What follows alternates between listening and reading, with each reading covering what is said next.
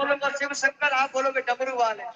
शिव शंकर, शिव शंकर, पूरे लोग शिव शंकर, शिव शंकर डमरू वाले, शिव शंकर भाग्येश्वर वाले, शिव शंकर डमरू वाले, शिव शंकर डमरू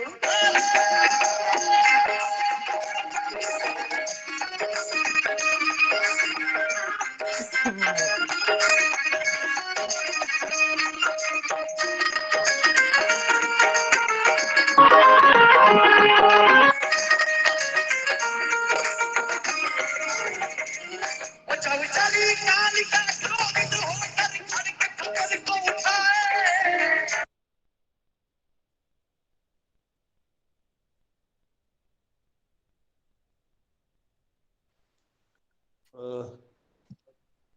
रामानुज जी उपाध्याय जी से अनुरोध है, कृपया शुरू करें। जी। बर्हापीडं नटवरवपुः कर्णयोः कर्णिकारम् बिभ्रदवासः कनककपिशं वैजयन्तीं च मालाम् रन्ध्रान् वेणोरधरसुधया पूरयन् गोपवृन्दैर्वृन्दारण्यं स्वपदरमणं प्राविशत् कीर्तिः। सर्वप्रथम भगवान श्री राधा मुकुंद जी के युगल चरणारविंद में प्रणाम करता हूं। इसके अनंतर प्रसिद्ध तीनों आचार्यों के चरणों में श्रद्धावनत होकर के प्रणाम करता हूं। इसके बाद इस कथा के प्रकल्प में जितने सुधी वृंद, स्निग्धजन, भागवत कथा पिपासुजन उपस्थित हैं, अनुपस्थित हैं, आप सभी के चरणों में मैं अत्यंत श्रद्धा पूर्वक प्रणाम करता हूं। कल हम लोग कथा सुन रहे थे आचार्य श्री हरे कृष्ण महाप्रभु जी की।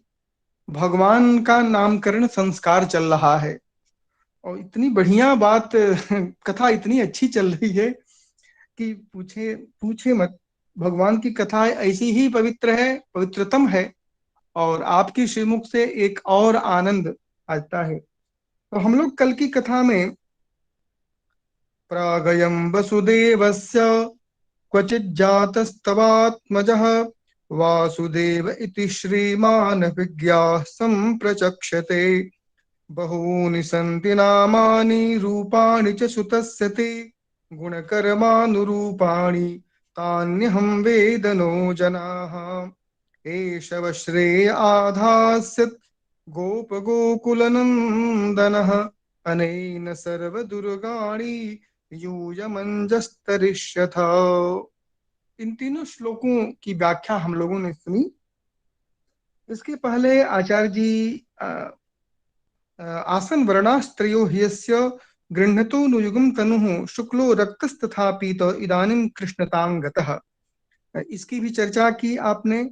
और इसी क्रम में वसुदेव शब्द की व्याख्या बहुत सुंदर की, उसका निर्वचन और व्याकरण शास्त्र की दृष्टि से देव शब्द की व्याख्या, दिव्य क्रीड़ा विजिगीषा इत्यादि के माध्यम से देव शब्द की व्याख्या और वसुदेव शब्द की व्याख्या बहुत ही सुंदर। और बहूनि सन्ति नामानि रूपाणि च सुतस्यते में आपने बहुत अच्छी तरह से हम लोगों को समझाया। भगवान के नाम और रूप अलग हैं, ठीक हैं, बहुत हैं, लेकिन गुणकर्मान रूपाणि, अर्थात भगवान के जो रूप हैं वह माने अर्थात गुण रूप भी है और कर्म के रूप भी हैं। तो गुण कर्म का रूप माने आपने बताया कि सर्वेश्वर, सर्वज्ञ इत्यादि, यह गुणानुरूप है। और कर्मानुरूप भगवान का जो गोवर्धनोद्धरण है, काली दमन इत्यादि है, तो ये सब नाम है। लेकिन गर्ग जी कहते हैं बहूनि नामानि रूपाणि च सन्ति, लेकिन उनको भी दैवज्ञ होते हुए भी मैं नहीं जानता हूं। तान्यहं वेद अनुजना, और यदि मैं ही नहीं जानता हूं त्रैकालिक ज्ञान होने के बावजूद भी, तो और लोग क्या जानेंगे मैं नहीं जानता। इसके बाद कहते हैं कि एष अवश्रे आधास्यत गोप गोकुल नंदनः अनेन सर्व दुर्गाणी यूज मंजस तरिष्यथ। सामान्य लोक में भी हम लोग देखते हैं, यदि बालक का नामकरण संस्कार कदाचित होता है और आचार्य करते हैं, और आचार्य यदि कहें एक सामान्य बालक का भी कि भाई यह जो है आपको सुखी कर सकता है, सुखी करेगा, अर्थात एषवः सर्वेषां श्रेयः, माने सब लोगों को यह बालक सुखी करेगा, और यह जिसकी रक्षा करेगा, और इसके रक्षण में रह करके आप लोग कभी दुखी नहीं होंगे। तो सामान्य रूप से यदि यह बात कहता है तो कितना अच्छा लगता है। यदि भगवान के लिए कहा गया, गर्ग जी ने कहा, तो मैं तो ये समझता हूं कि भाई सुख की प्राप्ति माने इष्ट की प्राप्ति, और अनिष्ट का परिहार, दुख का परिहार, ये भगवान की कृपा के बिना संभव नहीं है। तो यदि जीवन में यह मिल जाए, भगवान की कृपा मिल जाए, और इष्ट की प्राप्ति, उनकी कृपा की प्राप्ति, और अनिष्ट का परिहार स्वतः यदि हो जाए, तो इससे बड़ी कृपा क्या हो सकती है। इसीलिए अनेन सर्व दुर्गाणी अनेन रक्षणेन, इनके रक्षण में ही रह करके, इनके रक्षा में, सर्व दुर्गाणी यूज मंजस तरिष्य था, अत्यंत जो है आप लोग जो जितना भी दुख आदि कष्ट है, नाना प्रकार के जो उपद्रव हैं, अकस्मात सहसा जो है इसको आप लोग पार हो जाएंगे। ये भगवान का बहुत बड़ा गुण है। और एक बात और हमको बहुत अच्छी लगी, आपने कहा प्रसंग में कि जो है इन्होंने कहा कि तो हम नामकरण के लिए आए थे, लगता है कि हमारा नाम ही, मेरा नाम ही लुप्त हो जाएगा। ये बहुत, बहुत अच्छा। तो इसके लिए आपने एक बहुत बढ़िया श्लोक जो है कहा, धैर्यम धुनोति बतकम पयते शरीरम रोमांचयत ततिविलोपयते मतिंच हंतास नाम करणाय समागतो हम आलोपितम पुनरनेन ममैव नाम। तो ये हमें बहुत अच्छा लगा, इसलिए मैंने कह दिया। और अस्तु, मैं बहुत कुछ न कहते हुए सीधे मैं आचार्य श्री हरे कृष्ण महाप्रभु जी के श्री चरणों में निवेदन करूंगा कि आज की कथा सुधा का हम लोगों को पान करावे।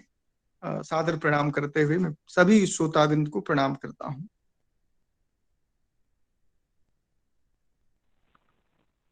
वन्देऽहं श्रीगुरो श्रीयुतपदकमलं श्रीगुरून् वैष्णवांश्च श्रीरूपं साग्रजातं सहगण रघुनाथान्वितं तं सजीवं साद्वैतं सावधूतं परिजनसहितं कृष्णचैतन्यदेवं श्रीराधा कृष्णपादान् सहगण ललिता श्रीविशाखान्वितांश्च नीलाचलनिवासाय नित्याय परमात्मने बलभद्रसुभद्राभ्यां जगन्नाथाय ते नमः। आजानुलम्बितभुजौ कनकावदातौ सङ्कीर्तनैकपितरौ कमलायताख्यौ विश्वम्भरो द्विजगुरो युगधर्मपालो वन्दे जगत्प्रियकरो करुणावतारो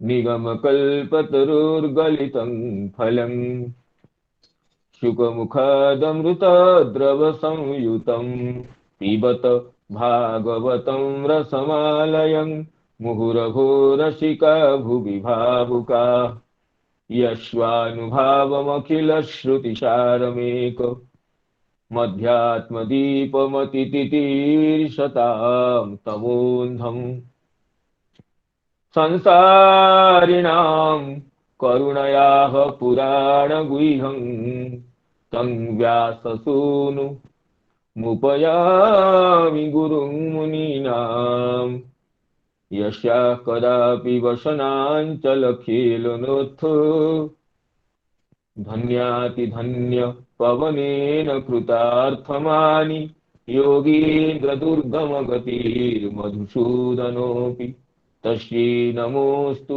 वृषभानुभुवो दिशेऽपि जयति तरणिपुत्री धर्मराजश्वसाया कलयति मथुराया सख्यमतीति गंगां मुरहरदयिता तत्पादपद्मप्रसूतं वहति च मकरन्दं नीरपूरच्छलेन गोवर्धनो जयति शैलकुलाभिराजो योगोऽपिकाभिरुदितो हरिदासवर्यः कृष्णेन शक्रमखभङ्गकृता समर्चितो यः सप्ताहमस्य करपद्मतलेऽप्यवात्सीत् बृन्दावनावनिपते जय सोम सोम मौले सनन्दन सनातन नारदेद्य गोपेश्वर ब्रजविलासि युगाङ्घ्रिपदमे प्रीतिं प्रयच्छ नितरां निरुपाधिकां मे बृन्दाई तुलसीदेवी प्रियाई केशवस्य च कृष्णभक्तिप्रदे देवी सत्यवती नमो नमः मूकं करोति वाचालं पङ्गुं लङ्घयते गिरिं यत्कृपातमहं वन्दे परमानन्दमाधवम् वाञ्छाकल्पतरुभ्यश्च कृपा सिन्धुभ्येव च पतितानां पावनेभ्यो वैष्णवेभ्यो नमो नमः पतितानां पावनेभ्यो वैष्णवेभ्यो नमो नमः। समस्त वैष्णव वृंदों को, समस्त सुधी वर्ग को, समस्त मित्र मंडली को तथा समस्त श्रीमद् भागवत कथा रस पिपासु सज्जनों को पुनः पुनः प्रणाम। जिसे हमारे प्रिय आचार्य श्री रामानुज उपाध्याय जी ने भगवान के नामकरण संस्कार का जो वैशिष्ट्य बताए वो अत्यंत आकर्षक रहा और आप लोग भागवत कथा का आस्वादन करते हैं हुए आपका ही सौभाग्य का फल है, न इसमें हम लोगों का कोई गौरव है।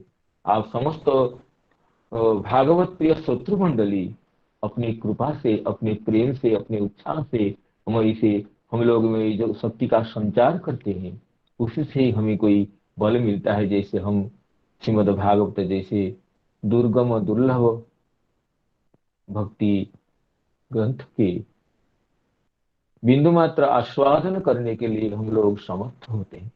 तो सभी भागवत प्रेमियों को पुनः पुनः प्रणाम करते हुए तो भगवान की जो नामकरण संस्कार प्रवृत्त है उसी के अवशिष्ट कथारस को आस्वादन करने के लिए अनुमति चाहता हूं। तो महर्षि गर्गाचार्य जी रोहिणी नंदन श्री बलदेव जी के और श्री कृष्ण के नामकरण करने के बाद रोहिणी नंदन जी के तो 3 नाम बताए, ये राम और बल और संकर्षण, और ये यशोदानंदन जी के 2 नाम बताते हैं, एक तो कृष्ण और एक वासुदेव। ये अग्रज होने से बलदेव जी के 1 नाम ज्यादा बताए, लेकिन आगे कहते हैं कि बहुनी संति नामानि रूपाणि च सुतस्ते गुण कर्माणि रूपाणि तान्यहं वेदनो जना। गुण और कर्मों के अनुरूप दिव्य गुणों और दिव्य कर्मों के अनुसरण करते हुए तुम्हारे पुत्र के अनेक नाम हैं। जैसे कि श्रीमद् भागवत के प्रथम स्कंद में सूतमहर्षि कहते हैं अवतारः ह्यसंख्येयः हरेः सत्त्वनिधिर्द्विजः यथा विदासिनः कुल्याः सरसस्यु सहस्रशः। जैसे किसी सरोवर से, बड़े सरोवर से, अक्षय सरोवर से अगणित जलधारा प्रकट होते रहते हैं, इसी तरह ये भगवान सत्वमूर्ति श्री हरि के अवताराः ह्यसंख्येयः, अगणित अर्थात असंख्य अर्थात संख्या तुम अशक्या। जिन अवतारों की परिगणना करने में कोई समर्थ नहीं हो सकता है, ऐसे असंख्येय अवतार है। उसी अवतार का जो असंख्येयत्व, को वा कथम वा कति वा कदेति विस्तारयन क्रीडसी योग माया। आप कब, कहां पर, कैसे, किसी तरह भी योग माया को विस्तार करते हुए क्रीड़ा करते हैं, ये भला कौन जान सकता है। इसी ब्रह्मा जी के वचनों के प्रामाण्य से ये विषय भी और स्पष्ट होता है। बहूनि सन्ति नामानि रूपाणि च सुतस्यते गुणकर्मानुरूपाणि। जो भगवान के समस्त नामों, भगवान के दिव्य गुणों के और दिव्य लीलाओं के परिप्रकाशक होते हैं, वे कथनचिद अपि निरर्थक नहीं। भगवान के समस्त शक्ति उन नामों में निहित होता है।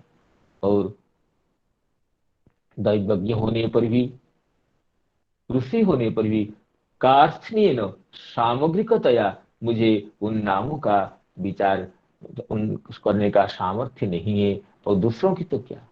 तो नंद बाबा समझते हैं कि गर्ग महर्षि मेरे बेटे का पूर्व पूर्व जन्मों के जो नाम गुण है उसको लेकर कह रहे हैं। तो इसी तरह गर्ग जी आगे कहते हैं, एष वह श्रेय आधास्यत गोप गोकुल नंदन। एष वह श्रेय आधास्यत गोप गोकुल नंदन अनेन सर्वदुर्गाणि यूयमंजस्तरिष्यथ। ये गोप गोकुल नंदन, गोपों का और गोकुल का ये नंदन, नंदयतीति नंदन, आनंद देने वाला ये तुम्हारे आत्मज श्रेय आधास्यत। सीधो स्वामी जी कहते हैं आधास्यत, आधास्यत का अर्थ आधास्यति, आधास्यति के लिए आसत्वेन आधास्यत प्रयोग हुआ है। जबकि श्री वंशीधराचार्य जी कहते हैं आधास्यत ये लिंग लकार का रूप है। लिंग निमित्ते लिंग क्रियातिपत्तो जो सूत्र है, संभावना अर्थ में, क्रिया की अनिष्पत्ति में लिंग लकार के निमित्त में लुंग लकार का प्रयोग होता है। अग्निश्चेत प्राज्वलिष्यत ओदनम अपाख्यत इत्यादि में। तो सुवृष्टिश्चेत अभविष्यत सुभिक्षं अभविष्यत इत्यादि। यहाँ पर भी ये सब श्रेय आधास्यत। श्री वंशीधराचार्य जी कहते हैं आधास्यत इति लिंग निमित्ते लुंग क्रियातिपत्तो इति आदधातेर लुंग, आपूर्वक धा धातु के लिंग लकार का रूप है। तो इसमें कहते हैं कि यदि यूयम अमुम अचक्ष्यत, यदि यूयम अमुम अचक्ष्यत तर्हि एष वह श्रेय आधास्यत। अगर आप लोग इसी को निवेदन करेंगे, अचक्षत अर्थात कहेंगे, तो इसको, इसके शरणागत होंगे, इसको निवेदन करेंगे, तो समस्त दुर्गाणी जूयम अंजह तरिष्यत, समस्त विघ्नों को, समस्त बाधाओं को, समस्त विपत्तियों को आप अनायास ही उत्तीर्ण हो जाएंगे। तो इसमें स्वामी जी ये कहते हैं कि अनेन जूयम सर्व दुर्गाणी अंजह तरिष्यत। तो इसमें जो वंशीधर दादा जी कहे, अगर आप इसको, इनको निवेदन करेंगे तो तर जाएंगे। अर्थात भगवान की जो परिपूर्ण कारुण्य का प्रकाश तब होता है जब कोई भगवान के शरणागत होता है, भगवान के आश्रय लेता है। क्योंकि भगवान ये कल्पतरु स्वभाव है। कल्पतरु को समस्त वस्तु वितरण करने का सामर्थ्य होने पर भी कल्पतरु उन्हीं की इच्छा की पूर्ति करती, कल्पतरु के छाया में आकर अपने मनोरथ की कल्पना करता है, अपनी इच्छा को अभिव्यक्त करता है, न कि किसी दूरगामी का। तो इसमें इसी से कल्पतरु का न वैषम्य होता है न नैर्घृण्य होता है। तो इसलिए श्री प्रहलाद जी कहते, भगवान नृसिंह देव को स्तुति करते समय, नैषा परावरमतिर भवतो ननुष्यात् जंतुर यथात्म सुहृदो जगतस्तथापि संसेवया सुरतरो रिवते प्रसादो सेवानुरूप मुदयो न परावरत्वम। हे प्रभु, आपके मन में कोई छोटा है कोई बड़ा है, यह दुष्ट है ये शिष्ट है, ऐसा भेदभाव कभी भी नहीं है। नैषा परावरमतिर्भवतो ननुष्यात्, क्योंकि आप तो प्राणी मात्र के सुहृद है, संपूर्ण जगत के अकैतव बंधु आप है। नैषा परावरमतिर्भवतो ननुष्यात् जंतोर्यथात्म सुहृदो जगतस्तथा। फिर भी संसेवया सुरतरो रिवते प्रसाद। कल्प वृक्ष जैसे आपके प्रसाद की प्राप्ति के लिए आपके सेवा करना पड़ता है। और सेवानुरूप मुदय, जो जैसी सेवा करता है, जिसकी सेवा जितनी होती है, आपके प्रसाद का वह उतना ही अनुभव करता है। आप सम होने पर भी आपका प्रसाद सब जगह समान अनुभूत नहीं होता है, क्योंकि सेवानुरूप उदय, सेवा के अनुसार उदय होता है। जिस भक्त जो शरणागत जिस रीति से सेवा करता है, जिस भाव से सेवा करता है, दत्त परिमाण का सेवा करता है, वो आपके प्रसाद को, आपके अपरिमित प्रसाद को वो उतनी मात्रा में ही अनुभव करता है। तो इसका अर्थ हुआ कि समस्त आश्रितों को आपके प्रसाद भिन्न भिन्न रूप से प्राप्त होता है, भिन्न भिन्न परिमाण से प्राप्त होता है, होने पर भी आप में वैषम्य नहीं है, क्योंकि सेवानुरूपम, सेवा या अनुरूपम, जादृशी सेवा तादृशः प्रसाद, तादृशः प्रसादः, तादृशी प्रसादोपलब्धि। अतः न परावरत्वम, आपकी दृष्टि में कोई पर है कोई अपर है, कोई श्रेष्ठ है कोई कनिष्ठ है, ये भेदभाव बिल्कुल नहीं है। श्रेष्ठ कनिष्ठ की दृष्टि से आप कृपा का संचार नहीं करते हैं। सेवानुरूपम उदयो, यहाँ पर भी यही कहते हैं कि यदि जोयं अमु अचक्षत तरहि ऐसा श्रेय आधास्यत। अगर आप शरणागत होंगे तो ये आपका कल्याण करेगा। ये तो नंद बाबा के लिए तो उक्ति नहीं है, नंद बाबा को उद्देश्य करके समग्र ये जीवों के लिए, समग्र भक्तों के लिए ये गर्ग जी का ये वचन है कि भगवान के पास शरणागत होने पर, भगवान को चरणों में आत्म निवेदन करने पर, भगवान के श्री चरण कमलों में अपने दुख को हृदय से अभिव्यक्त करने पर, तो अभिव्यक्ति के अनुरूप, ये शरणागति के अनुरूप भगवान के कृपा का व्यक्ति भाजन होता है, अधिकारी होता है, योग्य होता है। तो ये कहते हैं अनेन सर्व दुर्गाणी, समस्त दुर्गों को आप तर जाएंगे। दुर्ग अर्थात विघ्नों को, समस्त बंधनों को, समस्त बाधाओं को। ये जो ये कहते हैं, जब बलि महाराज जी भगवान को प्रतिज्ञा कर दी कि मैं 3 पाद भूमि प्रदान करूंगा, तो भगवान तो अपने एक पाद में संपूर्ण पृथ्वी भूमंडल को और द्वितीय पाद में सत्यलोक तब नाप लिए।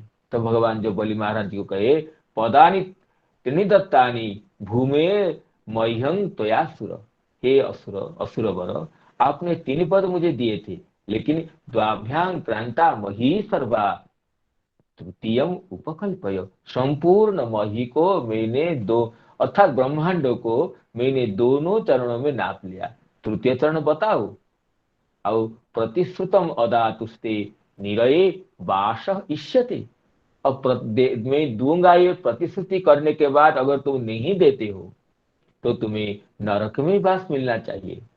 इस तरह भगवान जब बलि के धैर्य की परीक्षा लेते हैं, बलि के हृदय के भाव को जानना चाहते हैं, तो बलि महाराज से कहते हैं हे भगवान, ये बहुत ही अच्छा हुआ, आपने मुझे प्रतिश्रुत वरदान को न देने से बांध लिए हैं वरुण पास से, बहुत अच्छा हुआ। पुंसां श्लाघ्यतमं मन्ये दंडम अर्हतमार्पितम।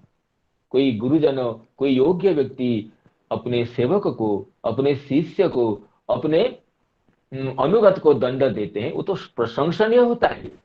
दंड पाना तो भाग्य की बात होती है। गुरुजनों के हस्त से, गुरुजन के हृदय से, गुरुजन की ओर से दंड प्राप्त करना तो ये श्लाघ्यतमं मन्ये, प्रशंसनीय होता है। क्यों ना, ऐसे दंड तो कभी अपने माता पिता भी नहीं देते हैं। माता पिता तो अपने पुत्र के दोष को तो आच्छन्न कर देना चाहते हैं। यंग पिता जन्म माता पिता भ्राता सुहृदश्चादिशन्ति ही। आप जैसे भक्त के परम कल्याण को देखते हैं, भक्त को संपूर्ण निष्कलुष करने के लिए जैसे कभी दंड देते हैं तो भी वो उसके कल्याण के लिए। आप जैसा कल्याण भक्त का करना चाहते हैं ऐसा तो कभी माता पिता सुहृदश्चादिशन्ति ही, माता पिता सुहृद जन्म ऐसा नहीं करते हैं। और तब करके कहते हैं, हे भगवान, अगर आप ऐसा मानते हैं, यद्युत्तम श्लोक भगवान ममेरितम वचो व्यलीकम सुरवर्ज्य मन्यते। हे सुरवर्ज्य, अगर आप मानते हैं कि मेरी वाणी मिथ्या है, मैं प्रतिश्रुति दे करके अभी दान देने से मुकर रहा हूं, तो आप क्या कीजिए प्रभु, ये ना करो मृतंग तत् न भवेत् प्रलंभनम। मैं अपनी वाणी को सत्य करता हूं, आप मुझे प्रलंभक वंचक मत समझिए। पदम तृतीयम कुरु शीर्ष्णि में निजम। आप तृतीय पद मेरे मस्तक पर रख दीजिए, अर्थात बलि अपने आप को समर्पण कर दिए। प्रभु, मैंने सब तो दिया हूं, लेकिन अपने आप को श्री चरण में समर्पित नहीं किया हूं। सब दान कोई कर सकता है, लेकिन जब अपने अपने आप को भगवान के चरण में नहीं देता है तब तो वो दान तो अधूरा ही रहता है। तो जब बलि, इसलिए बलि जब अपने आप को दे दिए तो आत्म निवेदन भक्ति के बलि महाराज आदर्शभूत हो गए। तो बस बलि के इस आत्म निवेदन से ही तो भगवान तो प्रसन्न थे ही। बलि की जो धैर्य, बलि की जो निष्ठा, बलि की जो शरणागति, उसको देख रहे थे। जैसे बलि कह दिए पदम तृतीयम कुरु शीर्ष्णि में निजम, तो तुरंत भगवान प्रसन्न होकर ये कहते हैं कि ये बलि जी, मैं तो देख रहा था आप कैसे बता रहे हैं, आप चिंता मत कीजिए, आप जाकर सुतल लोक में रहिए, और सुतल लोक में रह करके वहां कोई तुम्हें पीड़ा नहीं देगा। स्वर्ग से भी अधिक ऐश्वर्य का तुम वहां पर भोग करेंगे। और बात देखिए, मैं खुद वहां रह करके तुम्हारी रक्षा करूंगा। और बलि जो इतने केवल शरणागत हो गए, पदम तृतीयम कुरु शीर्ष्णि में निजम, इतना ही कह दिए, भगवान कहते हैं रक्षिष्ये सर्वतोहम त्वाम सानुगम सपरिच्छदम। केवल तुम्हें नहीं, तुम्हारे जो अनुयायी है उनके भी धन रत्नों का, उनके भी परिच्छद का मैं रक्षा करूंगा। सदा सन्निहितं वीर द्रक्ष्यते तत्रमांग भवान। वहां पर मैं निरंतर रह करके तुम्हारी और तुम्हारे अनुचरों के और तुम्हारे अनुचरों की जो संपत्ति है, जो परिच्छद है, उसकी रक्षा करूंगा। देखिए ये भगवान की कितनी कृपा है। जो एषवस्य आधास्यत् गोप गोकुल नंदन अनेन सर्व दुर्गाणि यूयम अंजः तरिष्यथ। इस वचन के ये अत्यंत प्रकट प्रमाण है। जब भगवान कहते हैं सदा सन्निहितं वीर तत्र मां द्रक्ष्यते भवान, तो इस समय बलि जी भगवान की इस अनुपम करुणा से गदगद होकर कहते हैं, देखिए भगवान, अहो प्रणामाय कृतः समुद्यम। मैं तो प्रभु आपको प्रणाम करने के लिए उद्यम किया था, लेकिन मैं बारुण पास से ये अवरुद्ध होने से मैं तो प्रणाम भी नहीं कर पाया। लेकिन आपने इतने करुणा किए, आप हमारे दुर्गपाल हो गए। जो यहाँ श्लोक में कहा है कि अनेन सर्व दुर्गाणि अंजस्तरिष्यथ, दुर्ग का तो बलि जी कहते हैं आप तो हमारे दुर्गपाल हो गए। नेमं विरिंचो लभते प्रसादम न श्रीर न सर्व किमुता परे ते यन्नो सुराणा मसी दुर्गपालो विश्वाभिबंदी रपिबंदितांगी। हे प्रभु, आप हमारे दुर्गपाल किलेदार हो गए हैं। तो देखिए शरणागत वत्सल प्रभु ब्रह्मा आदि लोकपाल आपके चरण कमल के मकरंद रस का पान करते रहते हैं। उसके बाद ही उनको ब्रह्मादि को सृष्टि रचना करने की शक्ति प्राप्त होती है। जत्पाद पद्म मकरंद निषेवणेन ब्रह्मादय शरणदा स्नुबते विभूति कस्माद् वयं कुश्रुतयः खलजो नयस्ते दाक्षिण्य दृष्टि पदवीं भवतः प्रणीता। लेकिन हम तो खलजो नहीं है, तामस स्वभाव वाले हैं। आपकी करुणावी दृष्टि के अनुग्रह पूर्ण दृष्टि हम लोगों पर कैसी हो गई है। और आगे देखिए बलि जी के, अभी अभी प्रहलाद जी के वचन है। प्रहलाद देखिए क्या कहते हैं, चित्रम तबे हितमहो मितयोग माया, चित्रम तबे हितमहो मितयोग माया, लीला विसृष्ट भुवनस्य विशारदस्य, सर्वात्मन समदृश विषम स्वभाव, भक्त प्रियो यदचि कल्पतरु स्वभाव, सर्वात्मन समदृशो विषम स्वभाव, भक्त प्रियो यदचि कल्पतरु स्वभाव। देखिए आपने जोगमाया के बल से एक क्रीड़ा क्रीड़ा से ही ये त्रिभुवन की सृष्टि करते हैं। आप सर्वज्ञ हैं, सर्वात्मा है, समदर्शी है, और आपकी लीला भी विलक्षण है। तबे चित्रम तबे हितम हो, और आपका स्वभाव कल्प वृक्ष के समान है, क्योंकि आप अपने भक्तों को अत्यंत प्रेम करते हैं। इसी से कभी कभी उपासकों के प्रति, भक्तों के प्रति आपका जो पक्षपात और जो विमुख है उनके प्रति आपकी आपकी निर्दयता भी देखी जाती है। लेकिन ये कोई न पक्षपाते न निर्दयता है, वस्तुतः आपको कल्पतरु स्वभाव, आप तो कल्प वृक्ष के समान है। कल्प वृक्ष तो अपने आश्रितों का ही कल्याण करता है। वो तो कल्प वृक्ष समदर्शी है, जो कोई पहुंच जाता है, चाहे मूर्ख हो, विद्वान हो, नीचा हो, ऊंचा हो, चाहे बालक हो, वृद्ध हो, कल्प वृक्ष के लिए प्रसिद्धि है। अपनी छाया में रहने वाले सभी की इच्छा को वो पूर्ण करता है। लेकिन जो उसके पास नहीं आता है वो नहीं करता है। तो इसको लेकर कोई कल्प वृक्ष को ये समदर्शन रहित नहीं कर सकता है। तो इस प्रकार बलि जी कहते हैं कि आप प्रहलाद जी भी कहते हैं, बलि जी भी कहते हैं इस भाव को, जन्नो सुराणामसी दुर्गपाल विश्वाभिबंदी रपिबंधितांग्री। भगवान बलि जी के आत्म निवेदन से उनके दुर्गपाल हो गए। और जब भगवान दुर्गपाल हो जाते हैं तो दुर्ग को करने के लिए फिर क्या बाधा कहाँ होगी। इसलिए भगवान गीता में अर्जुन कहते हैं, मच्चित्त सर्व दुर्गाणी मत प्रसादात तरिष्यसि। हे अर्जुन, मुझ पे चित्त लगाकर तुम समस्त दुर्गों को, दुर्गम स्थलों को पार कर जाओगे। अथचे तुम अहंकारात न श्रोष्यसि विनंक्ष्यसि, अगर तुम अहंकार से मेरी बातों को नहीं सुनेगे, ध्यान नहीं दोगे, तो विनष्ट होगे, नष्ट हो जाएगे। तो ये भगवान जो गर्ग जी कहते हैं कि ये सब श्रेय आधास्यत, अगर आप इनके पास शरणागत होंगे, ये समस्त कल्याण का आधान कराएंगे, ब्रज के समस्त कष्टों से आपको रक्षा करेंगे। और ये और क्या है ना, अनेन सर्व दुर्गाणी दूयम अंज, अंज नाम अनायास, भक्ति बल से भगवान को प्रसन्न करके और उनसे करुणा का लाभ करने के लिए इतना परिश्रम नहीं करना पड़ता है जितना परिश्रम अन्य साधनों से, योग आदि से करना पड़ता है। इसलिए कहते अंजह। इसे अन्य स्तुति में देवतागण कहें, पाने न ते देव कथा सुधाया प्रवृद्ध भक्त्या विशदाशया दे,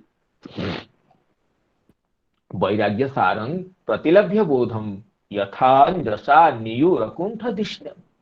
आपके कथा सुधा का पान करते हुए, वैराग्य को प्राप्त करते हुए, आत्मज्ञान को प्राप्त करते, अनायास ही लोक भक्तजन आपके चरण कमल को प्राप्त करते। तथा परे चात्म समाधि योग बलेन जित्वा प्रकृति बलिष्ठाम त्वामेव धीराः पुरुषं विसन्ति तेषां श्रम स्यात् न तो सेवयाते। और दूसरे लोग जो योग धारणा से, ब्रह्मात्म ज्ञान से आपको प्राप्त करना चाहते हैं, उनको तो श्रम होता है।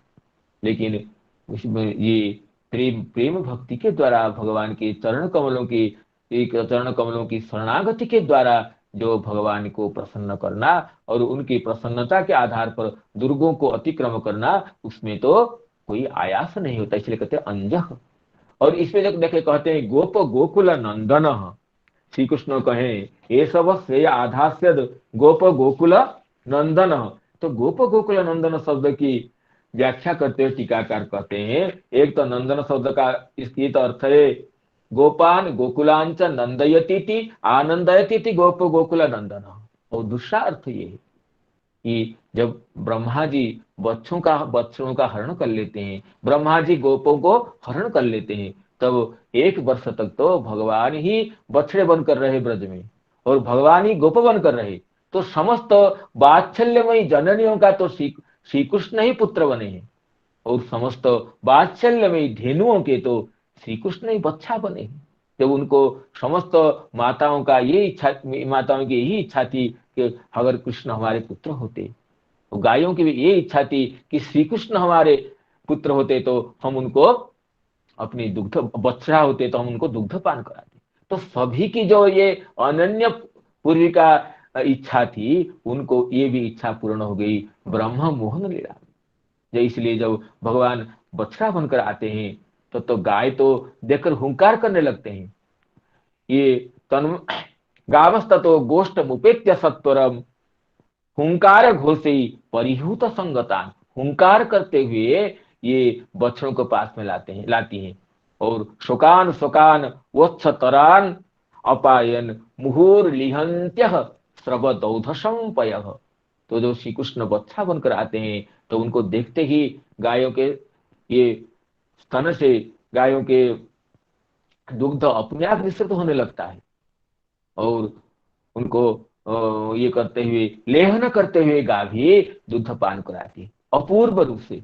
और जो गोपों की माताओं ने, जो माता में तो अपने अपने पुत्रों को भी परिहार करके श्री कृष्ण को देखने लगती थी, लेकिन उसी दिन से ऐसे हो गया तो माता में तो तुरंत खड़े होकर के अपने पुत्र को ही गले लगा लेती है, और तन्मातरो वेणुरवत्तरो थिता उत्थाय दोर्भी परिरभ्य निर्भरम। और शीघ्र उठ करके बच्चों को प्रीति से हृदय में लगाती हुई माताओं ने स्नेह श्रुतस्तन्य पयसुधा सभम मत्वा परम ब्रह्म सुता न पायन। अब जब श्री कृष्ण गोप बनकर आते हैं तो उनके माताओं की श्री कृष्ण के दर्शन करते ही वात्सल्य रस इतना बुद्धि प्राप्त हो जाता है कि उनके स्तनों से अपने आप दुग्ध निःसृत होने लगता है। तो श्री कृष्ण को ही, परम ब्रह्म को ही अपने पुत्र मान करके ये आनंद गदगद चित्त से माताएं दुग्धपान कराने लगती हैं। तो इसलिए गोप गोकुल नंदन शब्द से भी संपूर्ण गोपों के, संपूर्ण गोकुल के, गो समूह के भगवान नंदन है, जो कि ब्रह्म मोहन लीला में प्रतिपादित होता है, ये बात भी स्पष्ट होती है, कहते हैं दूसरे टीकाकार। तो इसी तरह गर्गाचार्य का ये वचन कि अनेन सर्वदुर्गाणि, हाँ, ये सब श्रेय आधास्यत गोप गोकुल नंदन अनेन सर्वदुर्गाणि यूयम अंजः तरिष्यथ।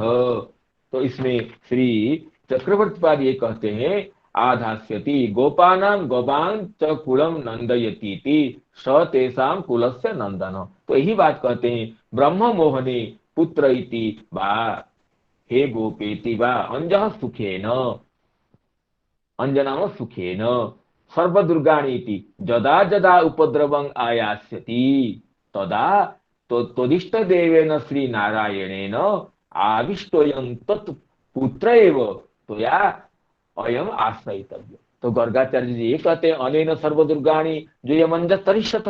तो श्री नंद बाबा ये समझते हैं जब ही ब्रज में कोई उपद्रव आगमन करेगा तो मेरे इष्ट देव श्री नारायण ही इस मेरे बेटे में आविष्ट रहते हैं, क्योंकि नारायण की अनुकंपा से मुझे ये पुत्र रत्न की प्राप्ति हुई है।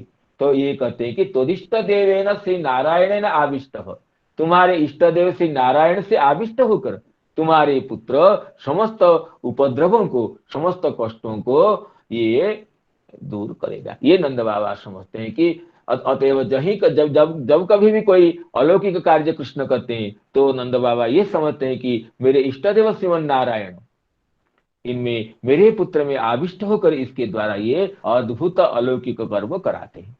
तो उनका वात्सल्य कभी भी शिथिलीभूत नहीं होता है। इस तरह इस श्लोक के बाद हम द्वितीय श्लोक में प्रवेश करते हैं।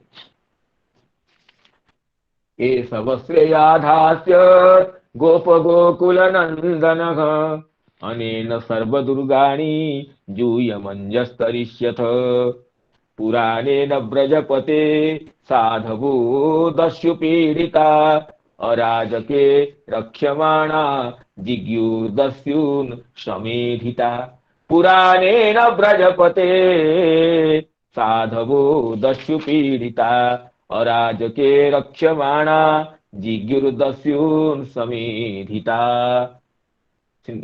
गर्ग जी कहते हैं अनेन पुरा, हे ब्रजपति, हे ब्रजराज, जब साधुगण दस्युओं से पीड़ित होते हैं, साधुगण, साधु का तो अर्थ है साधनोति पर कार्यंगिति, साधु जो दूसरों के लिए, दूसरों के हित का संपादन करता है बिना किसी प्रयोजन को लक्ष्य करते हुए, वो साधु होता है। और दस्यु पीड़िता, दस्यु का अर्थ होता है ये दसु धातु उपख्य अर्थ में दस्यु उपख्य, दस्यति इति दस्यु, जो दूसरों को क्षय करने में, दूसरों को विनष्ट करने में, दूसरों के अहित करने में ही अपना सुख मानता है। देखिए एक साधु है, वो दूसरों को कल्याण करके, दूसरों को सुख दे करके अपना सुख मानता है। और ये जो दूसरा है, ये है जो दस्यु है, दस्यति दुखयति पीड़यति इति दस्यु, जो दूसरों को दुख दे करके अपना सौभाग्य मानता है। मैं जितने व्यक्ति को दुख दे और जितना अधिक व्यक्तियों को जितना ज्यादा दुख दे सकता हूं, वो इतना मेरी व्यक्तित्व की प्रतिभा है। तो ये दस्यु का स्वभाव है। दस्यति दुखयति पीड़यति दस्यु।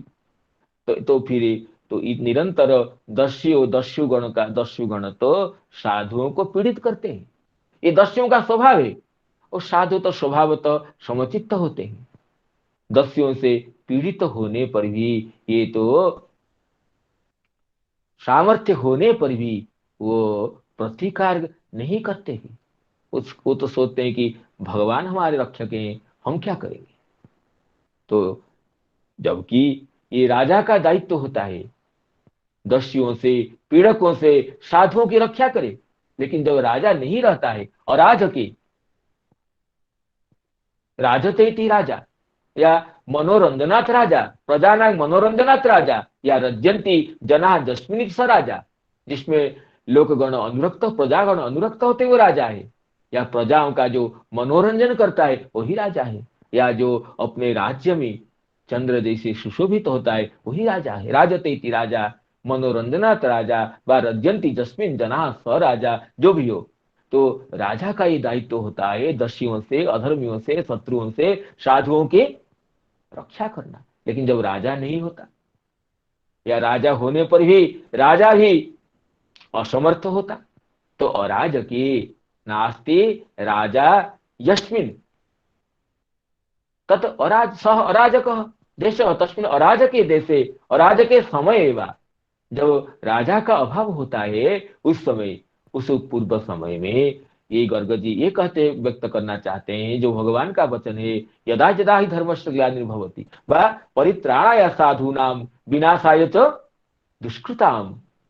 तो इन वचनों को गर्ग जी ये स्मरण दिलाना चाहते किसी पूर्व समय में, जब साधुगण दस्यु से पीड़ित हो गए थे, और राजके जब कोई राजा नहीं था, तब इन्होंने ही, तुम्हारे पुत्र ने ही, तुम्हारे पुत्र की वहां करुणा करके साधुओं की रक्षा की थी। पुराने न ब्रजपते साधवो दस्यु पीड़िता साधव और राजके रक्ष्यमाणा अनेन रक्ष्यमाणा। तो पुत्र कर्तृक रक्ष्यमाणा, तुम्हारे इस पुत्र के वैभव को देखो। कभी ये तो किसी जन्म में, किसी पूर्व काल में, ये जब साधुगण दस्युओं से पीड़ित हो गए तब, और उस समय राजा के न होने से बड़ा भारी उपद्रव मच गया था, ये ना इसके द्वारा परिरक्षित होकर के साधुगण जिज्ञु दस्युओं पर विजय प्राप्त किए थे। तो इससे भगवान के विभिन्न अवतारों की सूचना मिलती है। जब ये श्री वैष्णव तोषणीकार कहते हैं कि इसमें भगवान के पृथु अवतार की चर्चा है। जब पृथु अवतार, जब राजर्षि अंग का पुत्र बेन अत्यंत दुष्ट निकला, वो खेलते खेलते बच्चों को लेकर कुएं में डाल देता था। इतना दुष्ट हो गया था। तो राजा राजर्षि अंग विभिन्न शासन करने पर भी बेन को अनुशिष्ट कर नहीं पाए। तो राजर्षि अंग तो रात को सोते समय घर छोड़कर चले गए। पहले तो सोचे कि सत्पुत्र पुत्रहीन होने से कुपुत्र मिलने से अच्छा की है कि पुत्रहीन हो जाना। फिर बाद में सोचे नहीं नहीं, कुपुत्र अच्छा है सुपुत्र से, क्योंकि कुपुत्र मिलने से कभी कभी भगवान की इच्छा से अंतर में वैराग्य की बन्नी प्रज्वलित होती है। ये सोच करके राजा अंधकार की रात्रि में घर छोड़कर चले जाते हैं। तो उसके बाद तो जब देश अराजक हो गया तो मंत्रीगण ये न चाहने पर भी ये ऋषियों ने अब बेन को ही शासन संभालने के दे दिए। और बेन तो स्वभाव से दुष्ट था ही, और राजपद पाकर के बेन और अत्यंत ही उग्र हो गया। बेन तो अपने राज्य में ये कि यह किया कि ना अपने भेरी घोष करते हुए निवारण कर दिया कि मेरे राज्य में कहीं पर यज्ञ न होगा, न दातव्यम न जष्टव्यम। ये बेन तो पूर्ण निवारण कर दिया, मेरे राज्य में तो कहीं भी यज्ञ नहीं होगा, न हवन होगा, और कहीं दान नहीं होगा, कहीं धर्म का अनुष्ठान नहीं होगा। जिसको जो करना है मेरी पूजा करो। एक अहंकारी का जैसे स्वभाव होता है, और अहंकारी उच्च पद पाकर जैसे उच्छृंखल हो जाता है, ये तो स्वभाव बेन के बेन की प्रकृति को देखने से मिलता है। तो ये तो ऋषिगण तो बड़े दुखित हो गए कि देखो हम तो ये और राजा का सोचकर बेन को राजा किए थे, चलो एक बार बेन को समझाएंगे। सारे ऋषिगण आकर के बेन को समझाते हैं। देखिए हे ऋषि, हे राजर्षि, आप तो जिस भगवान की अनुकंपा से इस राज्य पद मिला आपको, आप तो इसको विचार करो। नुपवर्ज्य निबोधि तद जत्ते विज्ञापयाम भू आई श्री बल कीर्ति नाम तवतात विवर्धनम धर्म आचरित पुंसांग मांगमन काय बुद्धि भी लोकान विशोकान वितरत्यथानंत्यम संगिनाम। ये धर्म के आचरण करने से, काय मन वाक्य से अगर सकाम भाव से करते हैं तो दिव्य लोक की प्राप्ति होती है। निष्काम भाव से करने से तो मोक्ष पदवी सुलभ हो जाता है। आप देखो, ये प्रजाओं को धर्म से तो निवृत्त मत करो, और बल्कि असाधु मंत्रियों से प्रजा की रक्षा करो। जिसके राष्ट्र में भगवान यज्ञ पुरुष की आराधना होती है, उसके राज्य में तो कल्याण ही कल्याण आता है। और देखो, भगवान हरि प्रसन्न होने से क्या बाकी रह जाता है? तस्मिन तुष्टे किम प्राप्यम जगताम ईश्वरेश्वरी लोका सपाला ये तस्मी हरंती बलिम आधृता।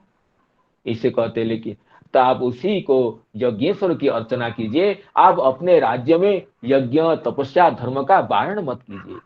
अब बेन तो दुष्ट था। ये ऋषियों जो साधारण ऋषिगण है, जिनकी जो तपोबल को तो दिखाते नहीं ऋषिगण, जो ऋषिगण तपस्या की मूर्ति है, जो ऋषिगण की तपोरूप अग्नि से संपूर्ण विश्व को दग्ध कर सकते थे, या इन ऋषियों को प्रभाव को न जानने से बेन देखिए क्या कहता है, बाली साहब तो जो यंगा, आप लोग बालिश है, मूर्ख है, अधर्म धर्मवान न, आप अधर्म को धर्म समझते हैं। जे वृत्तिदं पतिंगित्वा जारंग पतिंग उपासते। जैसे कोई वृत्ति देने वाले पति को छोड़कर कोई जार की उपासना करता है, ऐसे तुम लोग करते हो। मैं ही राजा हूं, राजा के शरीर में समस्त देवता रहते हैं, और आप बोल रहे हैं विष्णु ब्रह्मा रुद्र, ये कहाँ है? आप लोग मुझे उपासना करिए, समस्त देव तस्मान मान कर्मभीर विप्रा यजध्वम गतमच्छराः बलिं च मह्यं हरत मत्तो न्यः कह अग्रभुक्तवान। आप लोग बलि पूजा से मेरी पूजा कीजिए, उपासना मेरी कीजिए, मुझे छोड़कर कौन अग्रभुक है? और इसे जब ऋषियों के तपोबल को न पहचानते हुए बेन कहता है, तो ऋषि लोगों को बड़ा कष्ट हुआ। इत्थम विपर्जयमति पापियान उत्पथं गतः अनुनीयमान तज्जात्याम न चक्रे भ्रष्ट मंगल। बेन का तो मंगल नष्ट हो गया था। अब ये जो पंडितवानी बेन के द्वारा इसी तरह असम्मानित होने से, और ऋषि लोग जो अपने क्रोध को छिपा कर रखे थे, जैसे काष्ठ में अग्नि छिपकर रहता है। इसी तरह ऋषि लोग तपस्वी गण अपने क्रोध को अपने अंतरात्मा में छिपा कर रखते हैं, क्योंकि उनके क्रोध प्रकट होने पर उसके क्रोध के वेग को लोग सहन नहीं कर सकते हैं।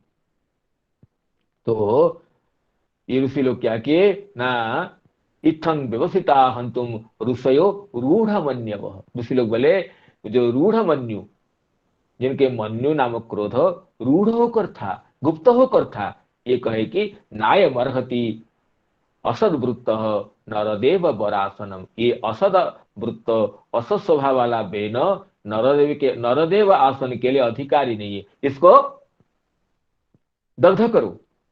तो एक हुंकार करते ऋषिगण, निजग्नु हुंकृते नहीं वो हतम अच्युत निंदया। भगवान अच्युत की निंदा करने से बेन तो पहले से हत हो ही गया था, केवल निमित्त मात्र बन करके ऋषिगण हुंकार मात्र से बेन की हत्या कर देते। अगर ये बेन की जो माता है सुनीता है, और सुनीता बड़ी दुखी होकर के बेन के जो शरीर की रक्षा करती है। सुनीता कुछ योग बल की ज्ञात्री थी, वो योग से और औषधियों से शरीर की रक्षा करती है। अब इधर ऋषि लोग आ जाते हैं, और राजा न होने से दस्युओं की प्रबल आक्रमण हो जाता है। जब ऋषिगण संध्या के समय अपने कुटिया में ध्यान कर रहे हैं, देखते हैं कि सभी जगह धूली उड़ रही है, लोग हल्ला मचा रहे हैं। तो ऋषिगण समझ गए कि राजा न होने से ये दस्युओं का भारी उपद्रव मचा है। तो विक्षोत्थितान महोत्पातान आहुर्लोक भयंकरान अप्यभद्रम अनाथाया दस्युभ्यो न भवेद भुवः। ये अनाथ होने से पृथ्वी में दस्युओं का भय बढ़ गया है। चोरप्रायं जनपदम हीनसत्वम अराजकम लोका नावारयन छक्ता अपि तद्दोषदर्शिनः। तो हम इसको राजा न होने से अब लोक में ये जो दोष बढ़ गया है, इसको कैसे निवारण किया जाए। अगर लोगों के जो ये पीड़ा को देखते ही निवारण नहीं करेंगे तो हमारा धर्म नष्ट हो जाएगा। ये सोच करके ऋषिगण फिर पहुंचते हैं राजा के राजद्वार में, और ये सोचते हैं कि ये राजर्षि अंग का जो वंश है वह समाप्त नहीं होना चाहिए। राजर्षि अंग तो ध्रुव के वंश में प्रकट हुए हैं, तो ये नांगस्य वंशो राजर्षे एष राजर्षे एष संस्था तो अर्हसि अमोघ विद्या ही वंशेस्मिन् राजानो केशवाश्रया। इस वंश में बड़े बड़े भक्त ये औषधियों से बेन के शरीर को रक्षा कर रही थी। तो उस बेन के शरीर को क्या करते हैं ऋषिगण, उसी शरीर को मंथन करते हैं। जब पहले मंथन करते हैं तो उसके शरीर से अत्यंत एक काला व्यक्ति, जो कौवे के समान काला था, काक कृष्ण अति ह्रस्वांग, बहुत छोटा था। सभी अंग खासकर उसके जो हाथ भुजाएं बहुत छोटी थी, और ह्रस्वबाहुर महाहनु, उसके हनु नाम जबड़े जो वे उसके बहुत बड़े थे, और टांगे भी छोटी थी। हर्षपात निम्न नासाग्र, नाक भी चपटी थी बहुत, और रक्ताक्ष, और उसके नेत्र लाल थे, और केश ताम्र वर्ण थे। इस तरह एक काला पुरुष निकला। जब उसने पूछा मैं क्या करूं बताइए, ते अवनतम दीनम किं करोमिति वादिनम निषिदे ते ब्रुवंस्तात स निषादस्ततो भवत्। निषिद बैठ जा। जो बोला, जो काक कृष्ण काला बा पुरुष निकला था, ये तो बेन का पाप था। ये पाप निकल, ऋषियों देखिए ऋषियों की कैसी वैज्ञानिकता है। ये पाप को, बेन के शरीर से पाप को अपने तपोबल से पृथक करने की प्रक्रिया को जानते हैं। एक व्यक्ति से उसके पाप को, इसके अधर्म को कैसे हम पृथक कर सकते हैं, इसकी तपस्या को, इसके बल को, ये योग बल से ऋषिगण अपनो अत्यंत पटु थे। तो बेन के शरीर से उसको पाप को पहले निकाल देते हैं। इसके ये उरु को मंथन करने, तो ममंत उरुम तरसा, उरु को मंथन करते हैं। तो उरु को मंथन करने से अत्यंत जो छोटा काला पुरुष निकला, जो हर्षपान निम्न नासाग्र था, और वो उसको बोले, पूछा जब मैं क्या करूं, तो उसको बोले निषिद बैठ जा। तो निषिद्ध कहने से वो निषाद हो गया, निषाद जाति का जो हो गया वो जन्म होकर के बेन के पाप को ले गया। वो तब से वो निषाद गण गिरी कंदर में रहने लगे और तो ये हिंसा लूटपाट आदि कर्म में तो लगे रहे, क्योंकि बेन के पाप स्वरूप थे। अब ऋषिगण समझ गए कि बेन के शरीर से पाप चला गया।